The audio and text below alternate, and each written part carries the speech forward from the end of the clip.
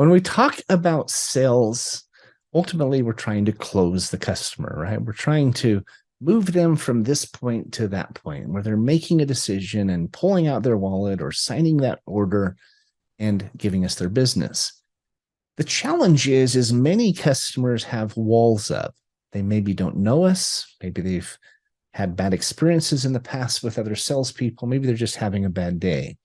And so our job as sales professionals is to help lower those walls, build rapport, and hopefully move them along the process. In the last video, I talked about the Sandler submarine and how it's just a fantastic methodology for moving a customer along that path in a way that's very refreshing. It's very empowering. It does create this equal business stature that I was talking about on the last video. Occasionally, though, in fact, quite often in sales, we run into objections. And the old traditional approach to objections, they talked about overcoming objections. Well, I never liked that word. I never liked that concept of overpowering an objection, of overcoming an objection. It sounds very confrontational and very heavy-handed. I was trained and taught a methodology years ago called objection resolution, and I've used it ever since. And it is just like the Sandler techniques and approach to sales. The objection resolution model is very empowering. It's very invigorating. It's very refreshing. Basically, what it says is that when you hear an objection, rather than coming back to them and saying, well, you get what you pay for, so often salespeople come back and sell more when they hear an objection. They're trying to overpower or overcome that objection. And all that does is raise the customer's walls more. They feel threatened. They feel pressured. With objection resolution, the first statement out of your mouth should be a statement of empathy, where you say, well, that's a great question, or interesting, that's an interesting point, or something that compliments them on their objection. Rather than raising the walls, it will actually lower them. They're like, oh, this guy's different, or this gal, she's not like other salespeople I've met. That's a really important first step when it comes to resolving their objection and moving them along that path. So you show empathy. You say, I totally understand, or I hear that a lot. It's a great point, great question, whatever it is.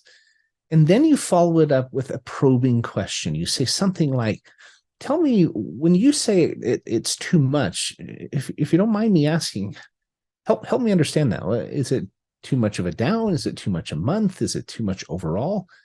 Is it too much to think about right now? When you say too much, what exactly are you saying? And not only do you want to ask questions, but whenever you speak to customers, you want to soften those questions and those statements. Say things like, if you don't mind me asking, and help me understand here.